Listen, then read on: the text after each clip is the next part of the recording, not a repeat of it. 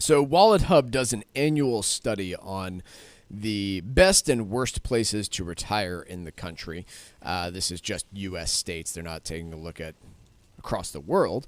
But Florida got unseated as the number one. I was kind of curious. I'm always curious about these studies because some of them seem so just wishy-washy. But WalletHub looked at three categories: affordability, quality of life, and access to health care. Those were the three categories that they looked at and pretty much equally weighted all of them and came up with a top 10 list here that I'm going to go over with you. Virginia taking the number one spot, followed by Florida, Colorado, Wyoming, Delaware, New Hampshire, South Dakota, Minnesota, Idaho, and North Dakota. That's how you round out the top 10 based on affordability, quality of life, and healthcare. I'll give you some more details on what that actually means because I, too, looked at quality of life and said, what the hell is that supposed to mean?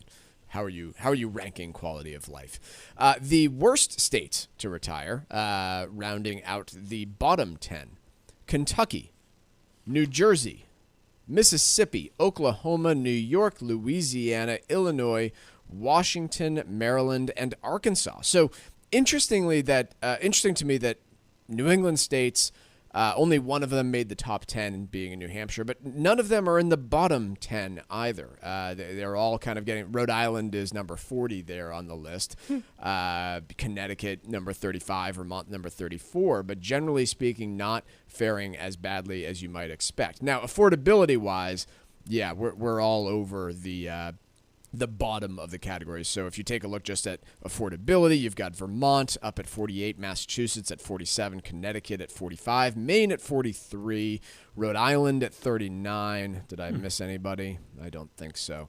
But I was interested to see how they actually determined things like healthcare. I think you can generally figure out. It's probably taking a look at how long you live, access to doctors and hospitals, things along those lines. Affordability, they're just taking a look at cost of living indices and tax friendliness. So how does that all rank out?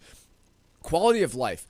They have a 30-point measurement here. They give the weighting 30 points, and none of the individual measurements rank more than 2.5. So share of population age 65 and older, risk of social isolation goes into quality of life, elderly-friendly labor market, so what portion of folks employed are over 65, share of population age 65 and older in poverty, elderly food insecurity. These are actually better than I was anticipating them being. I wasn't sure how they were going to determine quality of life for a retiree, but I think these are actually not terrible ways of measuring it. I don't have a better better methodology now, if to come you're up with. using publicly available data, and it sounds like they are, you don't really have a choice as opposed to just asking people, Ask people what are they you think? happy? Yeah. Ask people over 65, are you happy with your current situation? Yeah. I suspect most would say yes no matter where they are. Yeah, so access to public maybe transit, mildness of the weather, all coming in here for factors of determining quality of life. That I don't know. This is an interesting study.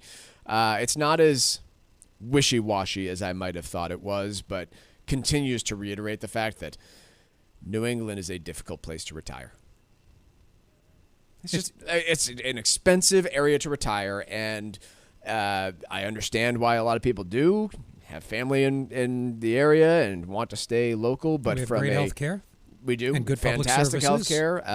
But if you are to sell your home in anywhere in the Northeast and relocate to pretty much anywhere other than California or Hawaii, you can just get a lot more for your bang for your buck when you go and do that. And it's tough to not find that compelling, I think.